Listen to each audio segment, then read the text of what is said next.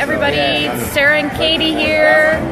We're getting ready to see Peter up on stage for the final town hall session. Really excited. Everyone is filling up. Yep, the room's filling up fast. We've got a really great conference so far.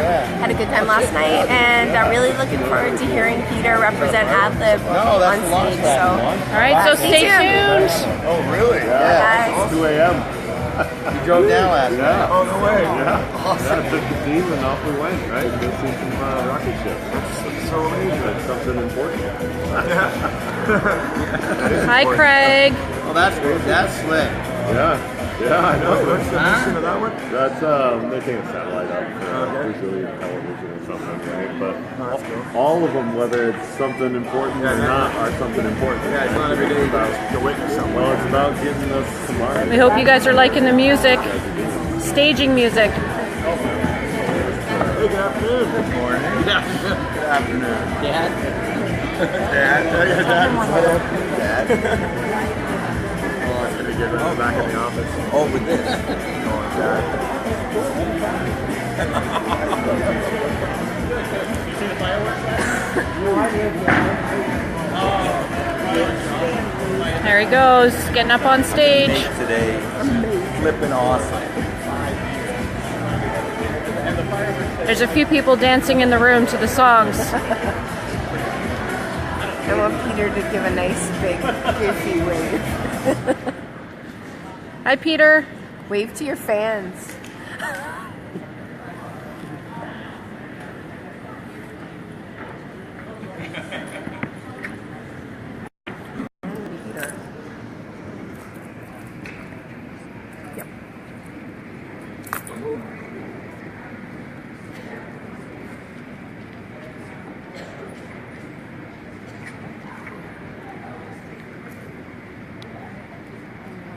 Hey, how's everybody doing?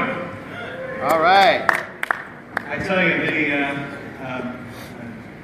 I think Georgina finally realized a lifelong objective. I've worked with George a long time, and she's always telling me that she would love to have fireworks at an event at some point. So having those fireworks last night was just terrific, and it was so exciting, and so it's perfect capstone to what I think has been a really, really interesting conference. I've really enjoyed the time with all of you all, and I think we're really heading down towards a really fun conclusion. And so this session is an interesting one, and when they told me the name of it, and they said that it was Extensibility, and I first thought, well, geez, what the heck is that all about?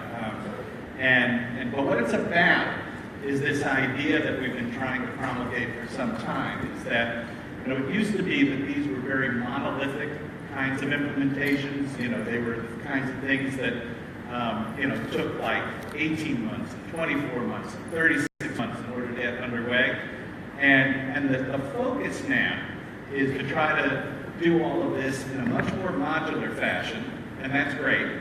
But I think as you do things in a much more modular fashion, we also have to be cognizant of the fact that we want it to wind up somewhere.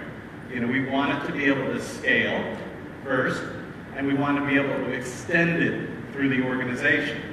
And so that idea of platforms that help you do that aren't just point solutions, but solutions that can be effective in a point context, but then expand from that, that's really what we're all about here during this session today. So what we're going to try to do during the course of the time that we have together, you guys have been through the drill in the 2 previous sessions that we've done as town halls, is that I've asked each of these guys to come with a very, very quick case study of a particular client. And I've been running around asking people for some questions that they might want to ask. I have a couple of those teed up for each one of those coming from you all. We'll also have runners with the mics, and if you want to ask a question, just raise your hand and we'll come and get you. And then we'll wrap up the more detailed session and then go a little bit towards the direction of lessons learned and some questions that, again, people have given me that they'd like to see asked about that. So we intend this to be a very interactive kind of session. I'm going to get down off the stage and be down here to encourage that. So if you have questions, again, we will have runners. They'll be up in the air, and please don't hesitate to ask. So we are going to go, as we've established in the previous two, in alphabetical order by company. And so Peter Duff, who's the President and CEO of Adlib, will go first. Then Rand Wacker, who's VP of Product Marketing for Box, will go second. And then Ferry Clayton, who's Director of Products and Strategy in the ECM arena for IBM, will go third. So without further ado, let me turn it over to Peter, and you are center stage, so take it away. Thanks, John. So I'd like to talk to you guys about Nationwide Insurance. We all probably are familiar with that brand, and it's a very competitive market for the insurance space. Nationwide had a challenge. They were looking to double. They had some directives down from above that sort of said, we need to take some market share. And the thing that is the lifeblood of an insurance company is insurance applications, claims, processes coming into the organization from outside. They need to be able to be handled. They need to be able to be dealt with in a timely manner. And the challenges that they had a combination of homegrown systems as well as off-the-shelf systems that had been built over many years with many manual steps in order to try and handle that process. And so their challenge was, how do we actually scale that? Because it is maxed out. It's fragile. One piece breaks, the whole thing stops. 24,000 documents a month flowing through this. They needed to be able to double, they needed to be able to triple that. And so how do they do that? So they automated. They looked at different ways to use technology in an innovative way to try and say, let's go beyond what the norm is. Let's go beyond what we're thinking about today. Let's reimagine this process so that it can actually be automated end to end. They reduced the manual steps by over 90%, and they quadrupled their capacity. So they're slipstreaming this technology from the sort of current state into the new state over time, but very exciting and a very successful use case so far. So we're really happy that we were able to be involved in that and help them, but I think the kudos really go to them to sort of allow themselves to reimagine what's possible and think completely differently around how can we accomplish this particular goal. All right, question number one from me, and again, we've got runners here, so please don't hesitate to put your hand up and ask it. But my first question, the point that you mentioned, touched me, where you talked about replacing an existing system. Now, that's somewhat akin to like rewiring the house with the juice on, right? In terms of business disruption and stuff like that. How did you go about that? Tell me a little bit about that. Sure. So, I mean, it's, I think, another analogy is, like you change an engine in mid-flight, right? And of course, you can't stop doing what you're doing. You can't stop flying, but you have to sort of start to think about, well, how do you slowly divert things over? And so they've got both systems running in parallel, and they're starting to move different pieces of business from one to the other. And that process is taking, some time. It's a matter of months, quarters. While they do that, they're doing it carefully, they're doing it thoughtfully, and they need to make sure that nothing is interrupted. So they're running both in parallel, but we hope that they're going to be able to cut completely soon to the new technology. Questions out here? Anybody? While they're thinking, another question for you. There's a lot of conversation. Dan was talking about artificial intelligence. You heard in my keynote, I talked a lot about data plus content. Talk a little bit about, think about extensibility from sort of traditional ECM into, a world in which you can tap into some of those capabilities of analytics and business intelligence and stuff like that. Talk a little bit about that, and are the stakeholders when you start to talk about that, are they the same dudes? So, the human process. Humans are able to actually look at things and recognize things very, very quickly. And that works well until you need to do it in volume. And replicating that human process is extremely complicated. So how do you do that with technology? You need to have a technology that can actually look inside the content, understand context, look at different formats, look at things in a standardized way so that you can start to use some intelligent automation to be able to recognize what's coming in. The thing that they were switching from was a paper-based workflow to an electronic workflow. And when that happens, you open up the world to an enormous amount of possibility in terms of what people are going to send you. When it's paper, it's controllable. When it's electronic, it's not controllable. So they had the dual challenge of moving from a paper-based workflow which was controllable, to a relatively uncontrolled approach. And so using some artificial intelligence and using some machine learning techniques to be able to say, what could we recognize inside content in a way that allows us to be able to say, I know that this is a claim, I know that this is a photograph of a car accident, I know that this is an application form, and so it's a real interesting challenge of doing that. They had built 10,000 rules into the old system to try and automate this, and they still couldn't do it. And so using some sort of analytical, artificial machine learning techniques allowed them to actually automate that and reduce the process significantly. Cool. Thank you. Question way in the back. I can't even see who it is back there, so just yell out. So I've been a canned product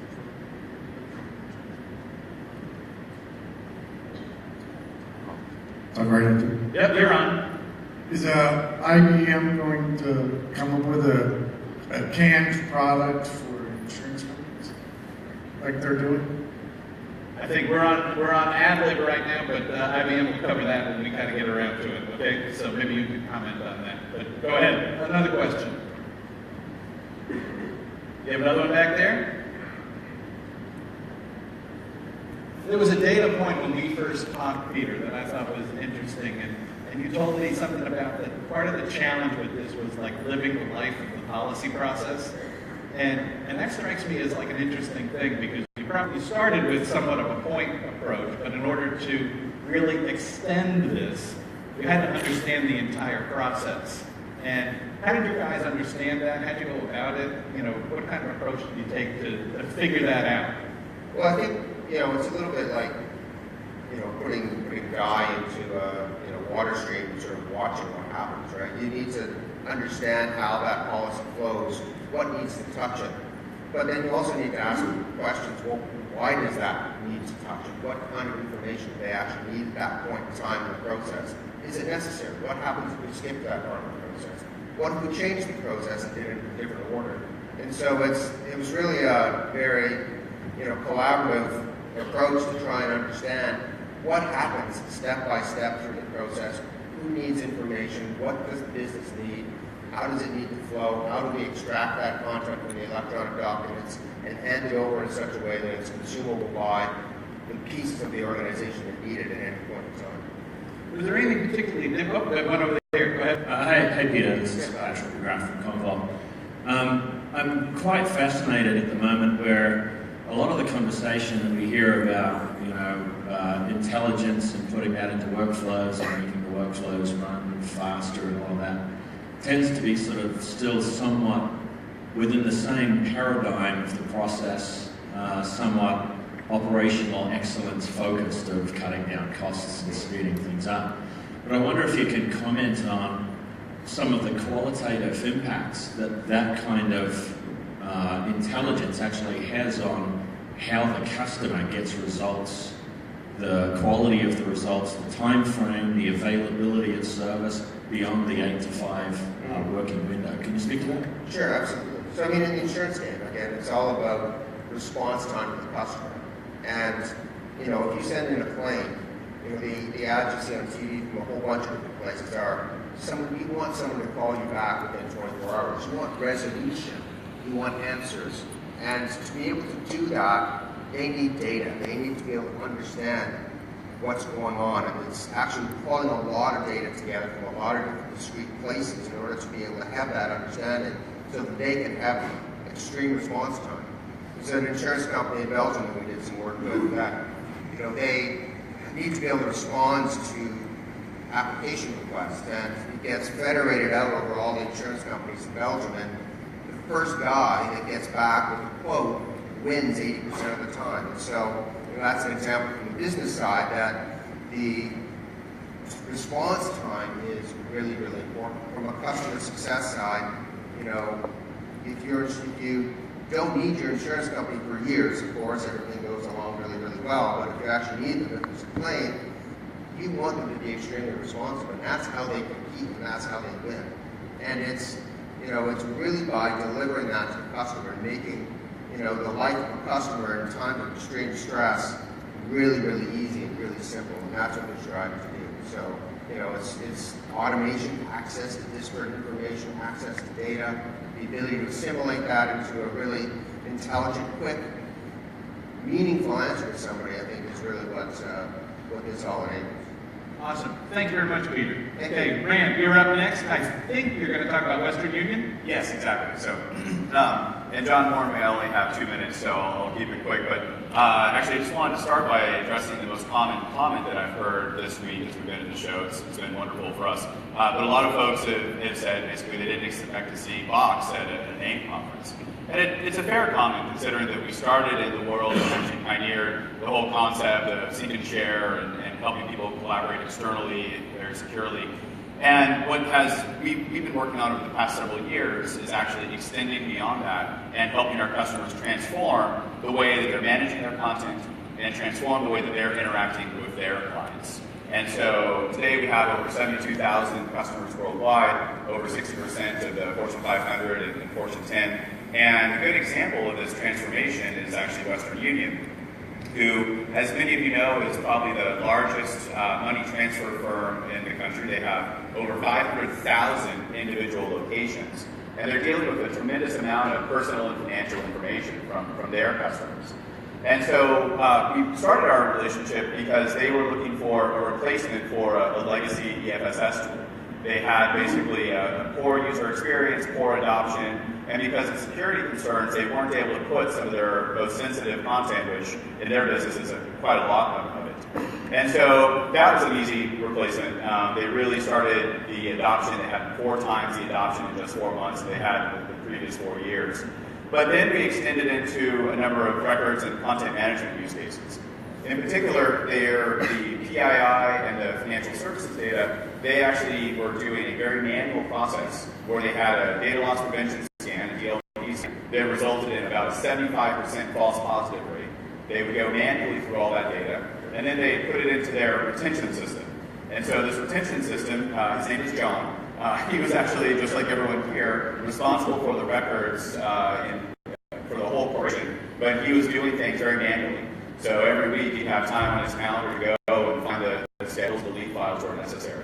And so he was one of the biggest advocates of bringing our governance capabilities in, because with that they were able to automatically scan, automatically classify, and automatically set retention policies on all of that content.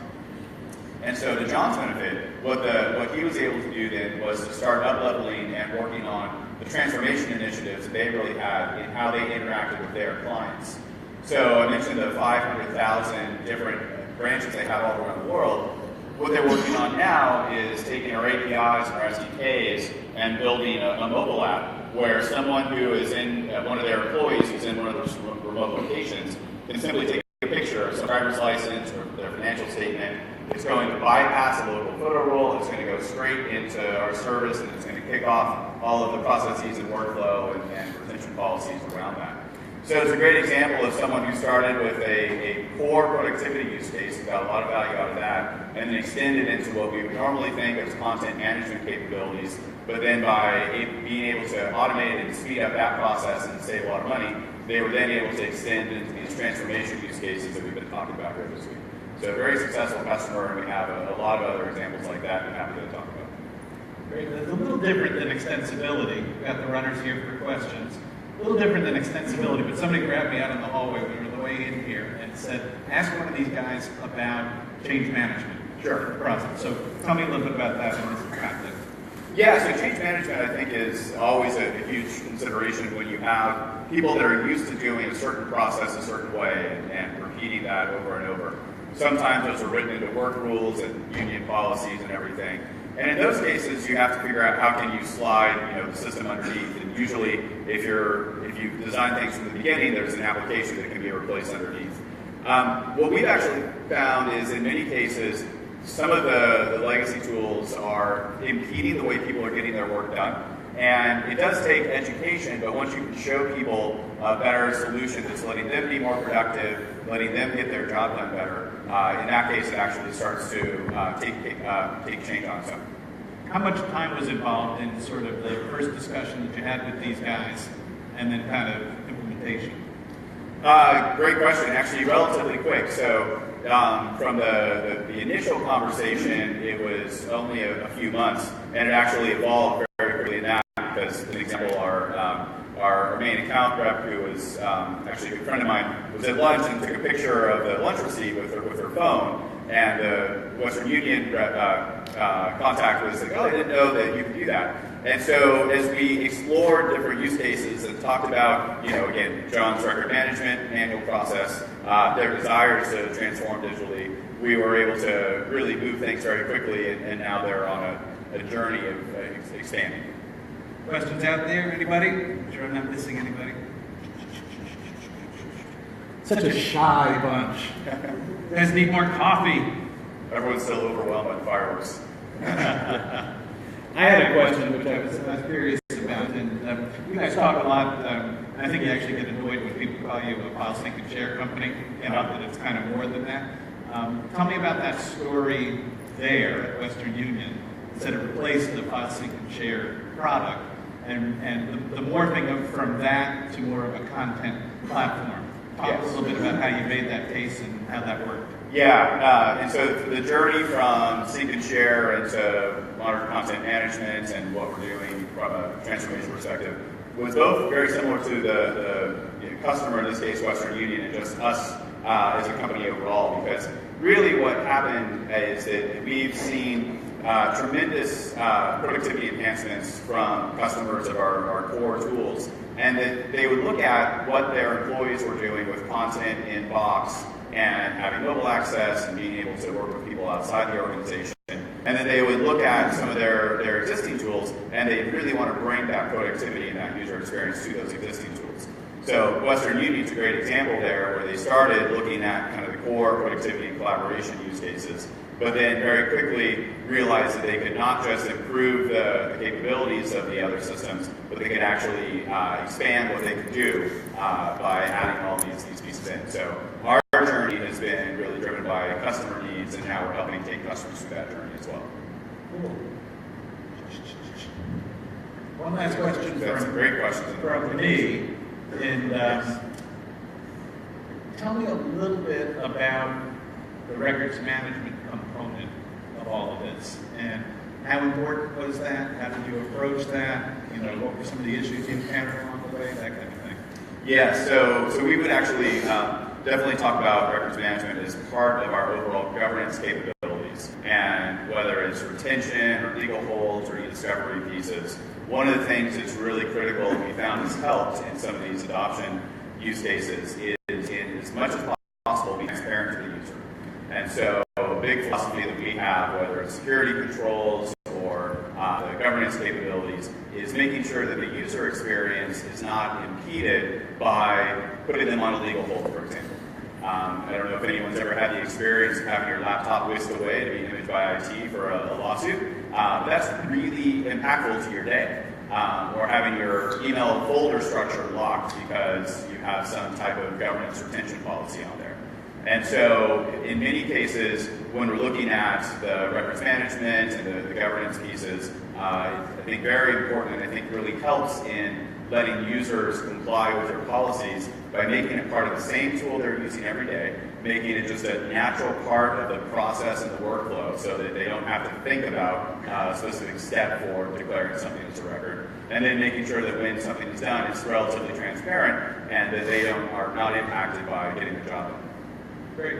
Thank you very much, Rand. Appreciate it. Barry, you're up next. Barry Clayton with IBM. And I think, Barry, you wanted to talk about a very low-stakes kind of a case study in the Nuclear Regulatory Commission. So talk a little bit about that. Exactly. Good morning, everyone. Yeah, I wanted to tell you a little bit about the ECM journey of our customer, NRC, or the Nuclear Regulatory Commission. This is an independent agency that U.S. Congress appointed in 1974. And their mission is to ensure safe use of radioactive materials for civilian purposes. So this is like, you have a commercial nuclear plant, or you have a hospital that's using nuclear medicine, or it's a university that does research and has nuclear labs for research. So all of these folks have to come to NRC to get a license, a permit to operate, and to handle the reactors, to figure out how they're going to dispose of nuclear waste and all that. This is a very complicated process, as you can imagine. It could take anywhere between 6 months to a couple of years for somebody to get a license like that. So let me tell you about their journey. In 2009, NRC started with content management. They took our finite content platform, started putting their documents. They have all kinds of research documents, all kinds of scientific information, history of all the permits that they have issued since 1974. So first, put everything under management, classify it, make it searchable, make records management work and all that. So they did that. That was their first dimension of ACM. In 2012, they extended that. They went to automate the workflows or the processes of issuing these permits. And they essentially layered on top of their final content platform our case management, which is a tool that just extends and allows you to automate workflows. The work that happens is a collaboration of a lot of people, like nuclear physicists, that have to make decisions about these permits. One interesting data point I learned about is that they were having a problem because they have these nuclear physicists have been working for NRC 30, 40 years, and they're about to retire. And everybody's worried about the new scientists are coming in. They don't have all this knowledge. How are they going to make the decisions? These are important decisions. If you mess it up, things will be bad. So what they did is, part of their case management, they added this feature called tribal knowledge. They're letting these more experienced scientists put their knowledge into the system. How do they make decisions? So that the new scientists that are coming in the future can learn from the tribal knowledge. That was interesting. So that was 2012 when they started the first application. They are now implementing application number 9. And in summer, they're going to do the application number 10. So that was the second dimension of ECM. In 2016, the third dimension, they added Watson content analytics to their case managers. That's mainly because it's really hard work to know all the research and all the new technology around nuclear. So what they're trying to do is bring the relevant information into these scientists without them having to go hunt, because not everybody can keep track of all the new technology. So they implemented insights into their case management. So I think that it was a really nice progression from core content management to automating workflows to doing insight. And I think you talk about systems of record to systems of engagement to systems of insight. It's a great example. So that's pretty cool. I like that. It's a really good extensibility story, starting from where you began and then going through the 3 dimensions, I think, of the projects. How is that different in a really regulated environment like this one versus maybe a more commercial environment? Or are they lessons that are fairly similar? How is it different or the same? It's a great question. These folks have regulations coming at them from both ends. Because A, they have regulations that they operate under from federal government. For instance, if they're going to allow somebody to build a new nuclear power plant in your neighborhood, they're required by law to do public meetings and expose everything they do, why they made that decision to put this new nuclear plant in your neighborhood, and we all public can go participate and review everything. All their documents have to be exposed. You go to their website, all the documents you can see that it is in our platform will show up, you can read it. So they have regulations that they're operating under, but they also have to regulate everybody that they are permitting. So they have regulations on both sides. And so it's really critical, these documents they create have to be there for 100 years. And they have to be able to relate cases because somebody will come for re-permitting in 10 years if they want to change the plan.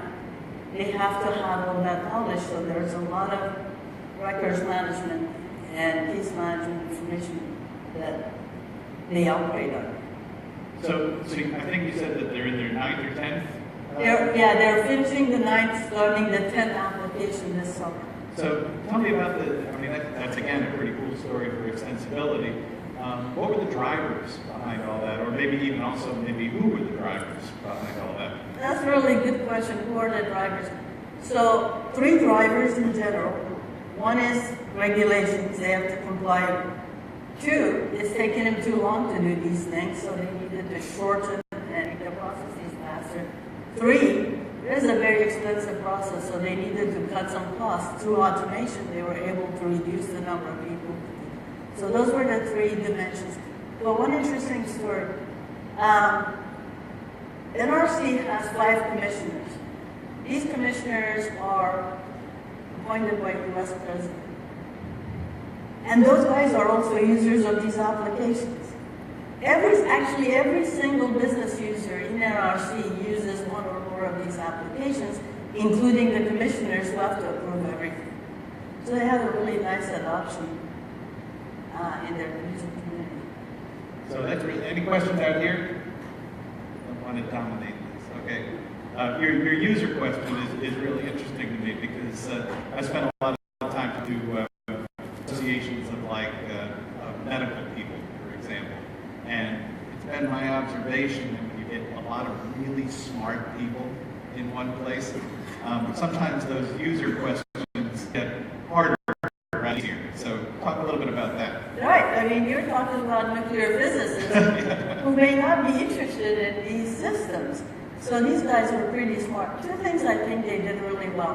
One is that they incrementally added capabilities. They didn't try to solve the world's problems.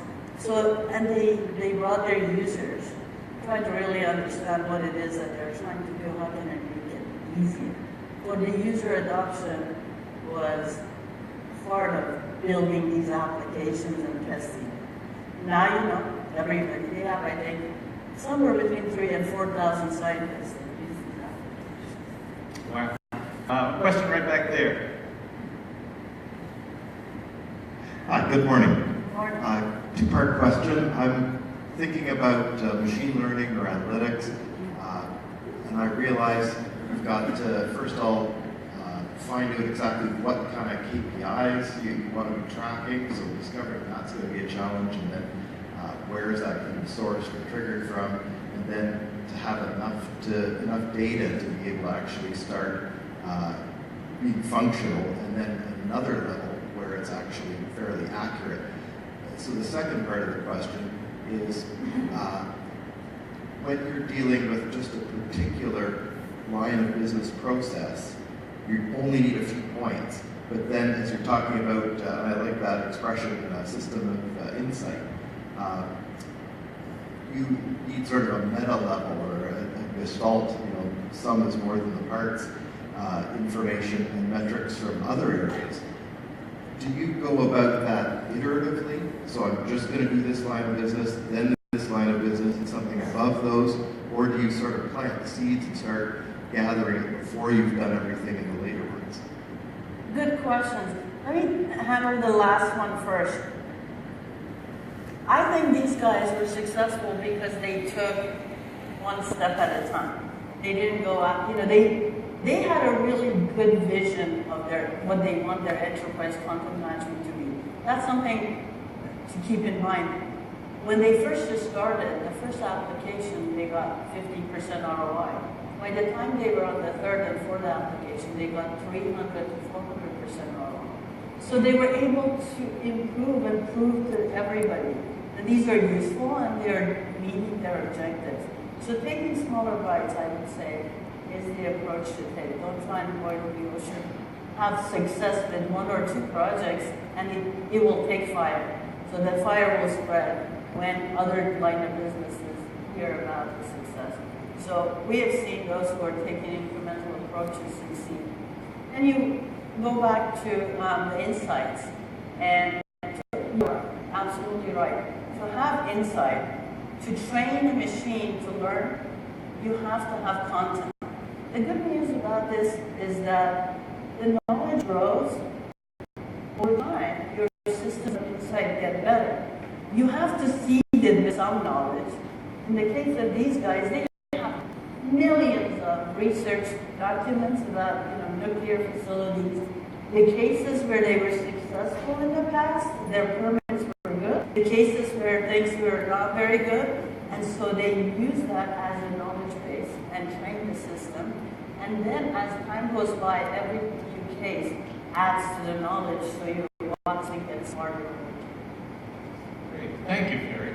Okay, I'd like to switch gears with you guys for a minute and ask some more general questions about extensibility, scalability, and things like that. Also, we've got questions out here. Just I want to make sure that I can see these guys so that we don't lose them. I wanted to start one, maybe for you, Peter, and thinking about this question of mining information that you already have, of extracting analytics from what you already have, of putting structure against what you already have. Tell me a little bit about that and how you guys approach that, and how maybe some of your customers have approached that. It's an interesting area because every company, I think ever, has just an enormous amount of content that they've collected, stored somewhere. It's in a file share, it's in somebody's file drawer. There's information in people's heads that, we talked about tribal knowledge earlier. This information is leverageable by the business, but it's being ignored, it's being overlooked. The organizations are under such incredible stress from what's coming in at them every day that the legacy stuff just sort of sits there and piles up. And, there's a couple of things I sort of heard during this conference. I think, John, you made some reference at one point about, moving to the cloud is an opportunity to actually look at what you've got and reorganize things and look at it in a different way. And I think that's a really important thing to think about is what are those moments when you need to look at your content and realize that, I've got risk buried there, I've got, compliance issues buried there, but I've got opportunity buried there. And so looking at that content, understanding what it is, figuring out where it should belong, who should be informed by it, and how do you connect the dots between all of the different pieces of content across the organization so you can derive new results. And this is one of the really interesting things that we're starting to see with the ability to learn what content is, use some machine learning techniques to look inside that content, understand what it is, and allow the businesses to infer new decisions and new ways of thinking about things by just leveraging what they've got. It's really, really fascinating to sort of see what they're enabled to do because they can actually look at that as content. This might be a question that maybe all three of you just want to try to answer very quickly, which is that this industry is really interesting to me because you've got everything from these really mature, complex implementations, Barry, in your point, going, into, 3 dimensions, intense project, really sophisticated operations. And then there's a lot of people here who are just trying to get started in their organization. It's one of the weird things about this industry is it's still a relatively green field when it comes particularly to mid-sized companies.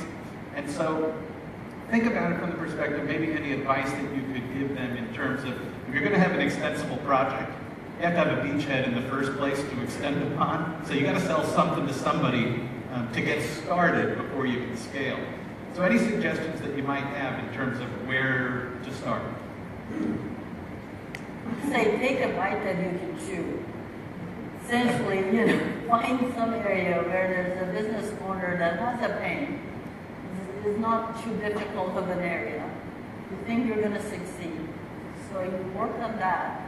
But as you are building it, think about the next set.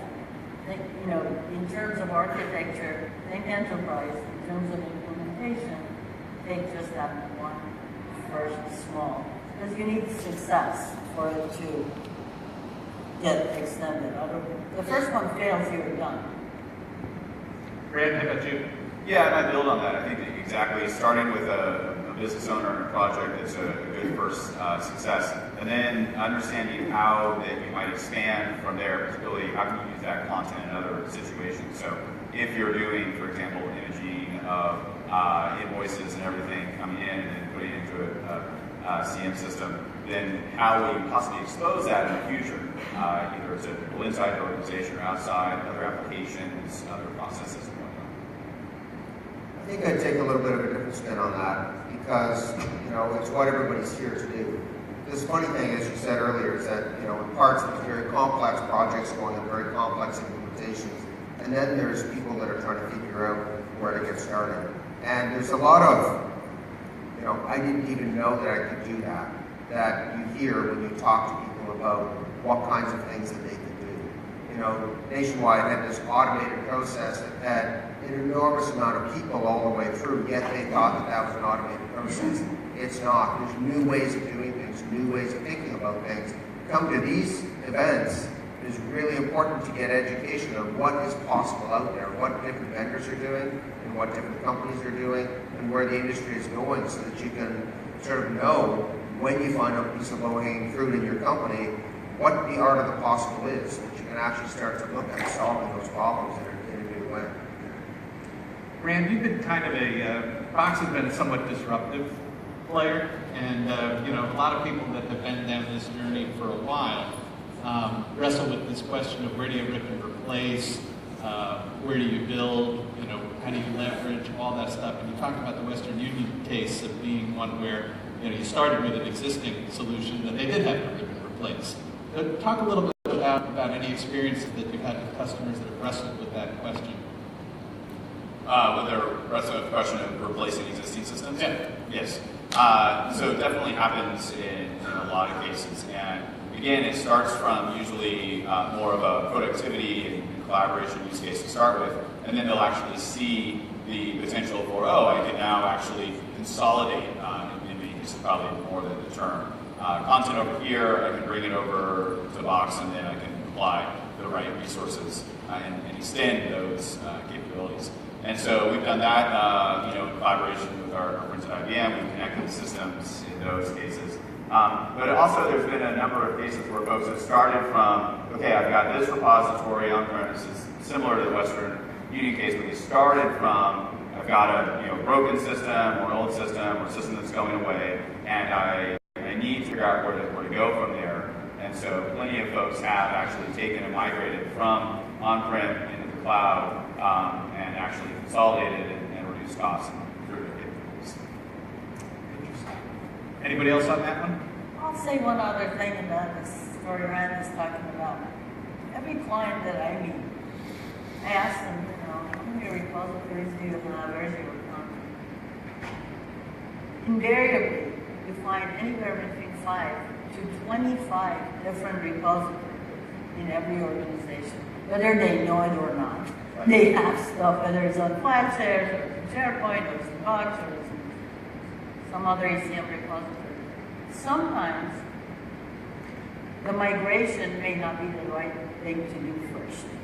Because migration projects are expensive, sometimes they're hard to move the business value. So I moved it from here to here, I spent millions of dollars. Sometimes it's better to try to solve the problem by building your line of business solution and make that to go get content from anywhere that it is today. Make it accessible. Over time, when you have success, you can start moving it from the legacy stuff to the newer repositories. But if you just spend all your time trying to migrate stuff, by the time you're done, you go acquire another company, and you got another 10 repositories. So I'd say it's really important, and that's a great point, is that it's a multi-repository world, it's an on-premises, it's a cloud world, it's hybrid everywhere. What you need to do is figure out how to best leverage the systems in place and how to best leverage new technology to actually move businesses ahead. But learn about your content, learn about what you have, learn about what's valuable.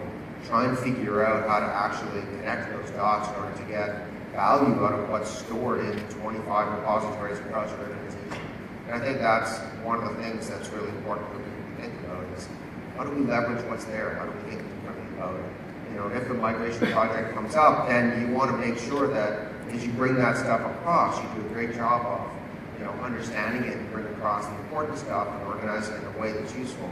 Because so many of these repositories over time have just become places where content just ends up.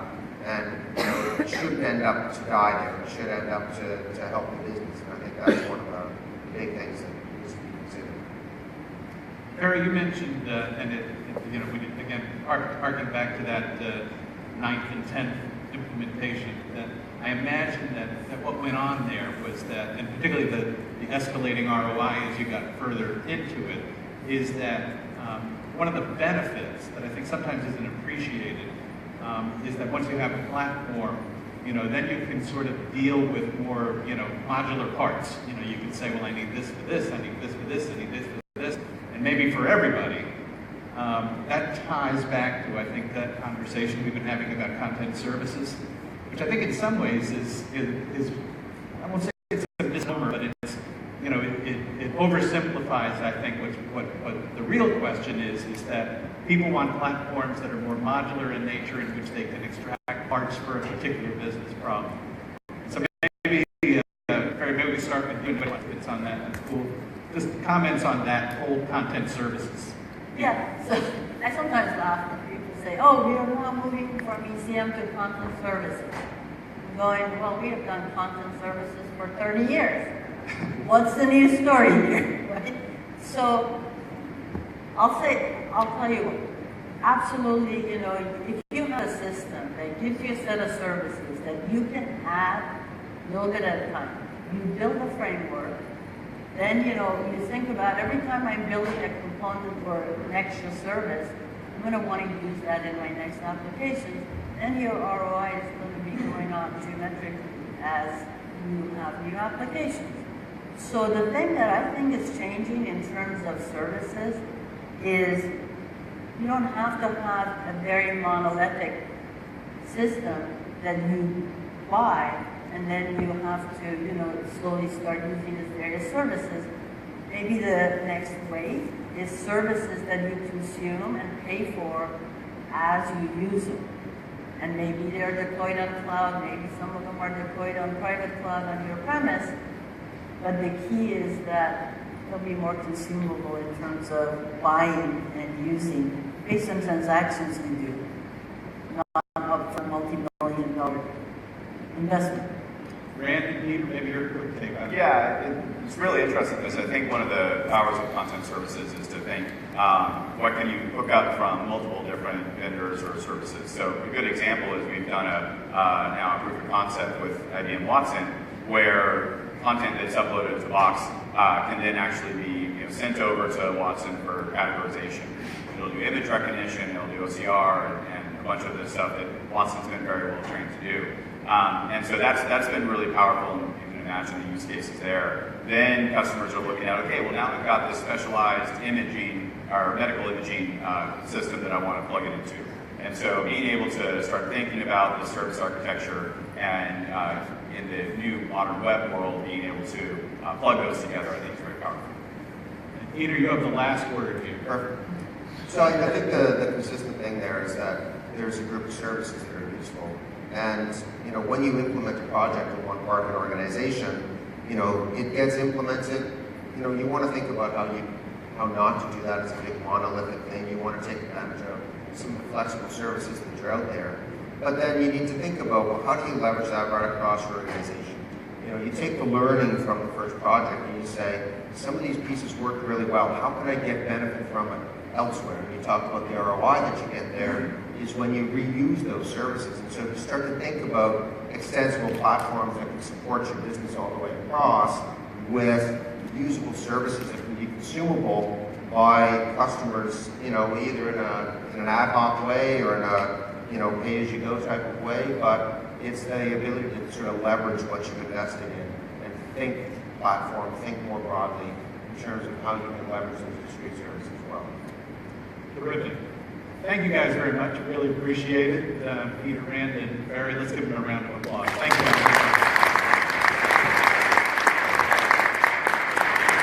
And now is one of my Crackerjack staff could tell me what we do next, that would be awesome. Anybody? Where do they go next? Thanks for joining us, guys. Hope you had a good time checking Peter up on the stage. Ask